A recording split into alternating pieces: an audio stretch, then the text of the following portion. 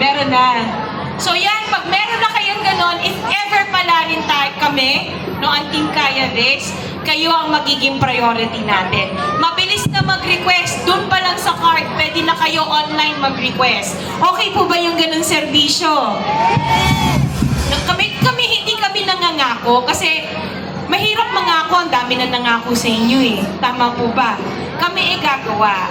Gagawin namin yung mga sinasabi namin. Katulad ng ospital.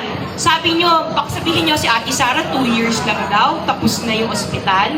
Parang hindi na kapanipaniwala, no? Pero kasi last year, may ginawa kaming ospital sa Manila. Ngayong taon na to, tapos na siya. Kaya sabi namin 2 years. Kasi kayang-kaya. Kaya this, di ba? Anyway, mga Barangay de la Paz, hindi na ako magsasalita ng mahaba kasi medyo gabi-gabi na, no? Nakakain na po ba? Okay. O yan. Bawal daw, sabi ni Vice. Sasamahan niyo daw kami pag kami... Hindi. Anyway, hindi na ako magsasalita ng mahaba kasi alam ko gabi na, gusto na rin yung magpahinga.